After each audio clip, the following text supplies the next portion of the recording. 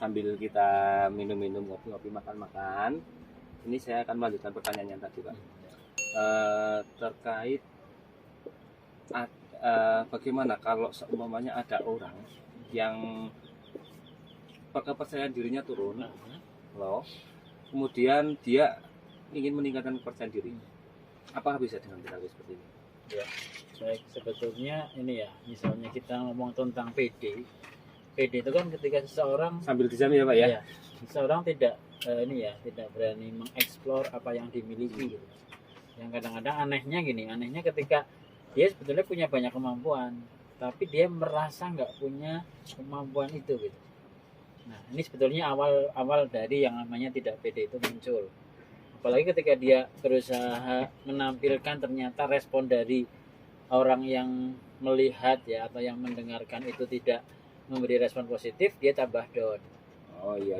Tapi sebetulnya kalau orang nggak pede itu sebetulnya kita bisa melihat gambaran diri dari orang itu, Mas. Nah, dia itu melihat dirinya dia itu kayak apa sih sebetulnya. Nah, sehingga tadi yang dikatakan ketika dia melihat dirinya dia sendiri ya seolah dia tidak mampu, maka dia juga tidak akan bisa memunculkan performnya, kemampuannya seperti itu. Oh iya. Tapi dengan terapi seperti ini bisa, Pak? Ya, sangat bisa, Mas. Bisa dengan kalau dengan hipnoterapi itu kan bisa dengan diberikan sugesti. Nah, diberikan sugesti, diberikan keyakinan bahwa dia punya kemampuan itu cara pertama. Atau juga bisa dengan diubah nilai dirinya, value-nya. Bisa jadi orang nggak pede karena dia memandang dirinya tidak mempunyai nilai, tidak ada value positif dalam dirinya. Yang ketiga bisa juga dengan mengubah belief systemnya, Mas. Nah, beliefnya, keyakinan dia.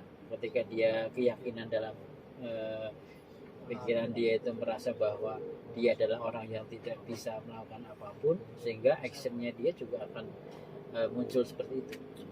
Nah, ini harus biasanya digali dulu dari faktor mana dia nggak pede, baru nanti setelah itu ketemu kita baru menentukan teknik terapinya. Berarti kalau andai pun dia memang dari dasarnya dari kecil gitu ya, dari kecil dia nggak pede sampai ke usia yang sudah besar, di usia sudah besar itu apakah masih bisa diubah? Bisa. Masih bisa dengan metode ini. Betul. Apalagi kalau ternyata di masa kecil saat diregresi ternyata ada traumatik di masa lalu, itu nanti akan ketemu pada saat terapi. Selain dilakukan asesmen, ternyata perlu regresi nih, diundurkan ke masa kecil. Ternyata di masa kecil ada trauma yang dia pernah alami. Nah, kita terapi traumanya. Sehingga sebetulnya untuk menangani PD itu tidak sekedar hanya sugesti. Ya, ini kadang-kadang kita melihat para terapis semua disugesti. Padahal harusnya dilakukan pengkajian lebih dalam. Ya. Kita harus cari tahu ini ketidakpedeannya dari faktor apa. Setelah itu baru kita lakukan treatment. Karena kalau anak yang ada traumatik di masa kecil, berarti harus diterapi dong traumatiknya. Seperti itu. Oke, satu lagi, Pak. Apa ya tadi lupa saya. Oh iya, ini kalau semuanya gini, ada seseorang yang anak usia SMP lah ya, itu tidak mau ibadah, tapi orang tuanya pengen dia beribadah, dengan rajin dan sebagainya. Tapi dia setelah kalau diingatkan oleh orang tuanya, dibilangin seperti itu, ya iyalah bangkanglah seperti itu. Andai kata orang tuanya ingin meminta tolong pada kita, itu apakah bisa seperti itu? Ya, yang pasti ini kan perubahan perilaku ya. Nah, sedangkan perilaku itu kan muncul karena adanya map ya, peta mental dalam pikiran anak. Nah, ketika anak nggak mau sholat, nggak mau ngaji gitu ya, sebetulnya apa sih yang ada dalam peta mentalnya dia gitu. Itu yang sebetulnya perlu disadari. Apakah seorang anak melihat orang tuanya, melihat modelnya yang tidak mau melakukan hal yang seperti itu, ataukah seorang anak terpengaruh oleh teman-temannya yang nggak mau sholat, nggak mau ngaji gitu ya. Nah, ini juga sama. Jadi hipnoterapi itu tidak langsung atau tadi ya semata-mata semua disugesti langsung gitu ya, tidak seperti itu. Harus ada tahapan-tahapan asesmennya, harus dikaji dulu sehingga ketemu apa sih yang membuat perilaku seperti ini, apa sih yang menjadikan perilaku yang nggak diharapkan tadi muncul gitu. Nah sehingga harapannya tadi ya terjadi solusinya ini yang pas gitu, kayak gitu Mas. Oh iya. Kalau dengan sugesti aja juga bisa, nggak apa-apa. Misalnya dengan sugesti, disugesti bisa ya bisa. Nah ini hanya kadang-kadang kasus tertentu butuh tadi ya, butuh dilakukan asesmen lebih lanjut. Bisa lebih Mas ini ada kelapa, ada mendoan, ada nasi goreng, gitu ya, santai aja. Sambil ini kayaknya kelapanya enak ya. Ini belum Bang. Satu pertanyaan. Kalau seumpamanya gini, kan ada mungkin untuk perubahan perilaku tertentu. Dia temperamental, anaknya temperamental, marah-marah pokoknya sama orang tuanya belakang, dia inginnya liar terus bisa sebagainya. Ketika orang tua itu juga menginginkan anak ini bisa disembuhkan atau dinormalkan, apakah bisa dengan metode seperti itu? Saya pernah nangani yang seperti itu.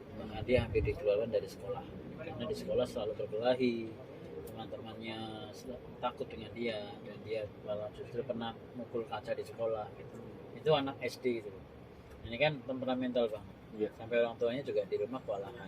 Nah, setelah saya lakukan asesmen lebih dalam, ternyata dia senang main game.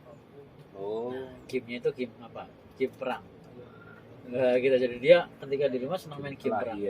Sehingga muncul dalam mekanisme pikiran dia bahwa ketika ada stimulus yang dia dapatkan, dia respon. Nah, responnya pasti respon berlawanan. Sehingga ketika ada orang tuanya nasihatin, nah ini dalam mindsetnya adalah sebuah stimulus musuh nih, yang dia harus respon dengan serangan lagi. Ketika di sekolah ada yang ngejekin walaupun hanya bercanda, stimulus nih, serang lagi. Nah sehingga tadi stimulus responnya si anak ini jadi seperti itu. Semua harus dilakukan dengan agresif ya, dengan serang, mukul, dengan berkelahi. Bisa Pak. Kemarin pengalaman ini bisa Alhamdulillah sampai 7 sesi Mas. 7 sesi terapi alhamdulillah bagus, dan sekarang dia fokus pada prestasi dia di kejuaraan renang.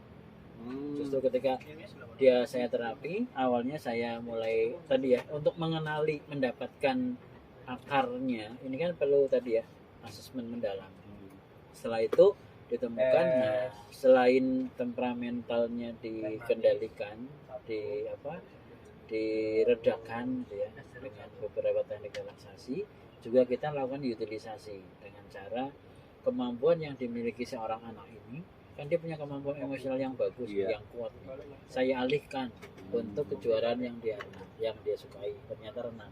Ngalian energi lah. Betul. Saya pernah tanya, apa sih yang Ade inginkan ke depannya? Saya pengen jadi tentara. Oke, tentara butuh bisa apa saja?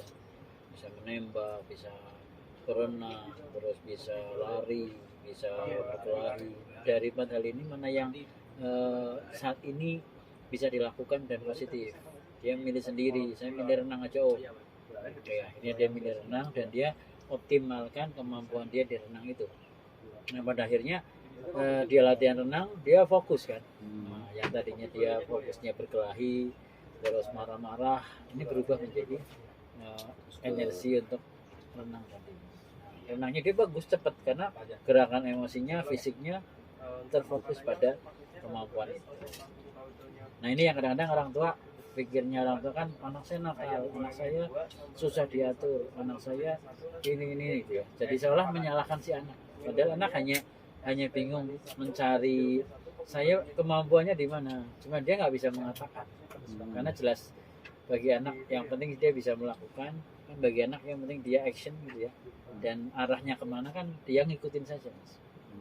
Nah ini yang sebetulnya para orang tua juga perlu ngerti, sehingga banyak juga orang tua yang ketika tahu posisi anaknya, terus posisi dia sebagai orang tua belum bisa mengcounter anak dengan kondisi kayak gitu, akhirnya orang tuanya yang ikut pelatihan. Orang tuanya ikut training NLP namanya, Neuro Linguistic Programming, sehingga dia bisa memprogram dirinya sendiri untuk mengubah dirinya sendiri. dan dia bisa melakukan programming nih ke anak. Hasilnya bagus. Akhirnya anak bisa apa ya, lebih adaptif apa ya, Iya. bisa menyesuaikan. Orang tua juga tahu bahwa ini kondisi yang baik, tinggal bagaimana settingnya. Kalau gambarannya, metaforanya, orang tua ini belajar programming komputer ya. Iya. Dia belajar programmingnya sehingga dia bisa menguasai komputer yang dimiliki. Gitu. Anak itu.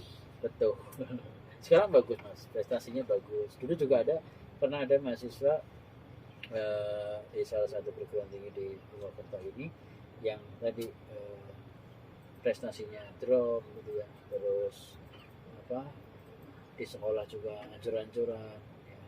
Sebenarnya lihat video-video yang X lah ya gitu. Sampai di kamarnya itu, di kosnya itu gambarnya wanita-wanita semua. Nah, itu sampai orang tuanya datang ngeri gitu ya, kok anak saya seperti ini gitu. Akhirnya dia searching di Google, ketemulah beta terapi. Dia akhirnya diterapikan. Waktu itu dia karena dia orang luar Jawa, orang tuanya sengaja datang ke sini untuk berkomunikasi dengan saya, dan alhamdulillah sekarang udah bagus, sekarang udah S2 malah. Dia ambil S2 nya komunikasi. Jadi josnya wah ini keren ini. Jadi saya kadang berpikir klien-klien yang saya tangani kan awalnya bagi orang tua, bagi lingkungan, bagi sekolahan ya kadang awalnya negatif. Ini anak susah, ini anak angel, nakal dan lain-lain. Ternyata sekarang keren kan, dia sudah lulus S2. Ada yang jadi dokter juga ada mas, sudah spesialis kedokteran juga ada, spesialis yang sekarang lagi ngambil nih, spesialis itu ada yang. Nah, ini juga yang tadinya seperti itu, banyak traumatik. Dan itu sangat luar biasa. Saya kadang-kadang berpikir ini kalau orang tua tahu, seandainya orang tua tahu tentang keilmuan NLP ini dan dia tahu manfaatnya, dia gunakan untuk dirinya sendiri dan anak-anaknya, wah, pasti anak-anak yang punya software hardware keren ya, itu akan mudah terbukti ya. Tadi pada dasarnya potensi anak itu sebenarnya bagus. Betul. Cuman kadang aplikasinya aplikasi apa itu yang bikin error atau ada virusnya dan sebagainya, itu yang perlu dibenahi ya. Kalau di komputer seperti itu ya oke, kayaknya cukup segini aja dulu Pak. Kita mau lanjut makan dulu teman-teman, karena ini nanti nasi gorengnya udah jadi dingin jadi nggak enak. Ya terima kasih, cukup sekian.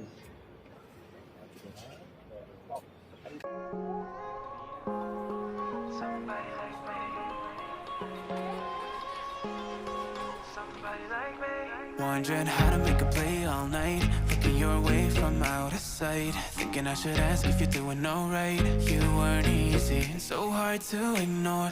Pull up on your right, ask what you're drinking, ask what you like. Said you look good in the dim bar light.